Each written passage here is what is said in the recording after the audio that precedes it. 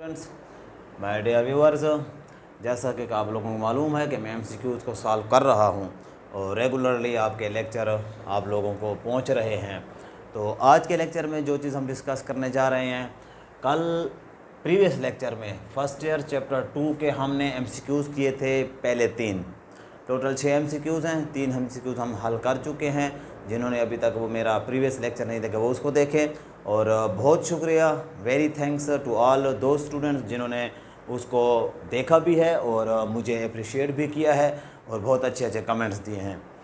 तो आज हम इसका पार्ट सेकंड कर रहे हैं। वही पेज नंबर 4 पर आपके एमसीक्यूज़ हैं, इसलिए बुक को ओपन किया करें, बुक के अंदर जाया करें। पेज नंबर 74 पर फर्स्ट ईयर के चैप्टर 2 के सेकंड पार्ट हम कर रहे हैं। मीन्स 3 पार्ट पहले प्रीवियस लेक्चर में हो चुके हैं, आज 4th पार्ट, 5th पार्ट और 6th पार्ट। बाद स्टूडेंट्स को ये छोटे छोटे नज़र आ रहे होते हैं। आप कैमरे को, अपने मोबाइल को साइड पर कर लिया करें तो ये पूरा नज़र भी आता है, सही नज़र भी आता है, समझ भी आता है। वरना ये आप लोगों की बुक पर लिखे होते हैं सिर्फ यहाँ इसलिए कि बाज़ स्टूडेंट्स घर में या बुक सामने नहीं होते, वहाँ पर नहीं पढ़ रहे होते, दूसरी जगह होते, तो उनके लिए यहाँ पर है। आज के क्वेश्चन में 2 बहुत इंपॉर्टेंट पार्ट्स हैं जो कि आप लोग अगर करेंगे तो गलत करके आएंगे। यहाँ पर आपको मैं समझा दूँ। स्टार्ट करते हैं dear students. If determinant of A is equal to 47, then find A transpose determinant. A का ट्रांसपोज लेकर फिर उसका डिटर्मिनेंट लें तो क्या आएगा। ए का डिटर्मिनेंट दिया हुआ है, ये गिवन है 47, बट ए ट्रांसपोज का डिटर्मिनेंट डियर स्टूडेंट्स कोई डिफरेंस नहीं है। आप लोगों को डाज दिया जा रहा है, बाज़ जगह तो A transpose is equal to A भी होता है, जिसको हम सिमेट्रिक मैट्रिक्स की डेफिनीशन कहते हैं। सिमेट्रिक मैट्रिक्स की डेफिनीशन में यही है कि when we take the transpose of A and then it is equal to A, this is called a symmetric matrix. तो सिमेट्रिक मैट्रिक्स की डेफिनीशन में ये जब ये आपस में इक्वल हैं तो इसका डिटर्मिनेंट लें या इसका डिटर्मिनेंट लें, इक्वली आएंगे। सो हियर आप लोगों को पता होना चाहिए कि डिटर्मिनेंट ऑफ ए लें या इस ए का ट्रांसपोज लेकर उसका डिटर्मिनेंट लें। ट्रांसपोज में रोज़ कॉलम्स आपस में चेंज होती हैं, कोई और चेंज, रोज़ को हम कॉलम्स में, रोज़ को कॉलम्स में, कॉलम्स को रोज़ में चेंज करते हैं, कोई उनमें और चेंजिंग नहीं करते हैं। इसलिए -47 भी नहीं, 0 भी नहीं और कैन नॉट बी डिटर्मिनेंट तो बिल्कुल नहीं। तो ए का डिटर्मिनेंट 47 है तो ए के ट्रांसपोज का डिटर्मिनेंट भी 47 ही आएगा। ये एक सिंपल है, डायरेक्ट था, सॉल्व करने की ज़रूरत नहीं है। कोई भी आप मैट्रिक्स ले सकते हैं फॉर एग्जांपल, उसके बाद आप उसको सॉल्व करें क्योंकि मेरा टाइम इन 2 क्वेश्चन पर लगेगा। ये हो गया सिंपल सा वी पार्ट। 5th पार्ट में if determinant of A is equal to 5, वो कहता है एक डिटर्मिनेंट है, एक ए मैट्रिक्स है, उसका डिटर्मिनेंट है तो 5 आता है। Then find determinant of 15a, यानी कि ए को 15 से मल्टीप्लाई करके फिर उसका डिटर्मिनेंट लें, where A is of order 2 cross 2। A जो है ऑर्डर 2 क्रॉस 2 है, यानी कि 2 क्रॉस 2 का मैट्रिक्स है, 2 रोज 2 कॉलम्स। ए पार्ट में 2 to 5 है, 75 है, 375 है, 1125 या 1125 है। तो स्टूडेंट्स जो हैं आप लोग जैसे इसको देखेंगे एमसीक्यूज, आप डायरेक्ट 15a तो 15 को a से 5 से मल्टीप्लाई कर देंगे, 15 को 5, 15 5 से 75 पढ़ा है, आप इस पर टिक लगा कर आ जाएंगे, जो कि बहुत बड़ी गलती है। वो कहता है 15 को पहले ए मैट्रिक्स से मल्टीप्लाई करें फिर डिटर्मिनेंट लें। ए मैट्रिक्स आपके पास नहीं है, आपको एक डिटर्मिनेंट दिया हुआ है, फिर कहता है कि 15a का डिटर्मिनेंट। मैं यहाँ पर आपको बड़े प्यारे अंदाज और सिंपल अंदाज में समझा दूँ और आप बड़े ईजी हो जाएगा और खुश हो जाएंगे। हम एक लेट कर लेते हैं ऐसा एक डिटर्मिनेंट जिसका ऐसा एक मैट्रिक्स हम लेट कर लेते हैं जिसका डिटर्मिनेंट हम लेंगे तो 5 आए, क्योंकि डिटर्मिनेंट ऑफ ए 5 है। फिर उसी डिटर्मिनेंट को 15 से मल्टीप्लाई करके, तो मैं इधर लेट कर लेता हूँ, आप कोई भी लेट कर सकते हैं 2 3।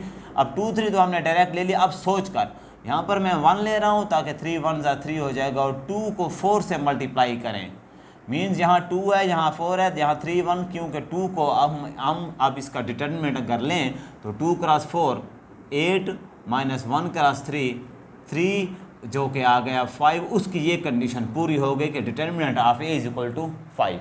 तो इस मैट्रिक्स को हमने खुद सपोज कर लिया, आप इसको 12 13 कोई भी ले सकते हैं, लेकिन डिटर्मिनेंट 5 आना चाहिए। अब जब ये ए है तो 15a क्या हो जाएगा, 15a mean 15 into A.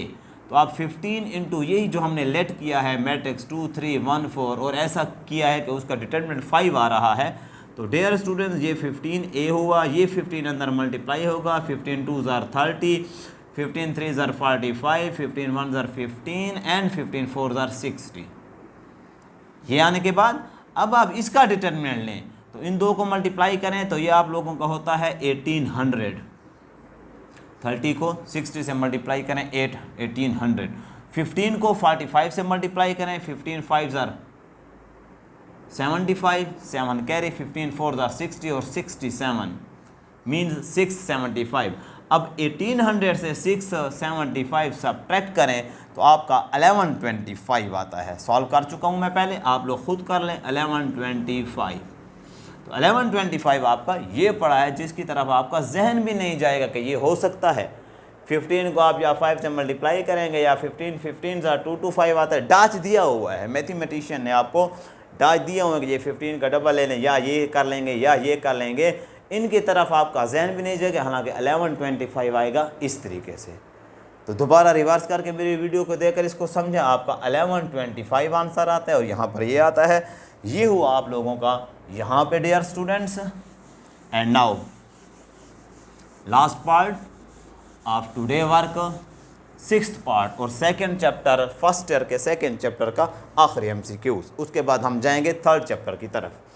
If a is equal to 3003 then find a power n। a power n, अब a पावर n कैसे बनेगा? जब आप a को a से मल्टीप्लाई करेंगे तो ये a स्क्वायर बनेगा। जब आप a को 3 दफ़ा अपने साथ, अपनी जान के साथ मल्टीप्लाई करेंगे ये a क्यूब बनेगा। जब आप a को n times, up to n times multiply करेंगे तब ये बनेगा a पावर n। अब यहाँ भी वही डाच, ये यहाँ पर डाचिंग पॉइंट में ये कर रहा है, लेकिन मैं आपको जिस सिंपल मेथड से ये a मैट्रिक्स आप पहले लिख रहा हूँ, ये पहले आपको मैंने पावर बताई। a मैट्रिक्स है हमारे पास 3003, ये गिवन है। इफ़ a, ये a matrix, then find a power n where n belong to n mean natural numbers. उसके बाद अगर हम a क्रॉस a करें, पहले इस a को क्लियर कर लें। ये 3 से हम जान छुड़ाएं, 3 कॉमन ले लें। जब 3 सबसे कॉमन 3, यहाँ से कॉमन 1 बचा, यहाँ से कॉमन 0 ही बचा, क्योंकि कॉमन लेने का मतलब 0/3 हो जाता है, 0 ही होगा और 3 गया तो ये आपका डिटर्मिनेंट इसका ले भी लें, डिटर्मिनेंट 1 1 1 0 0 0 आ जाएगा वही।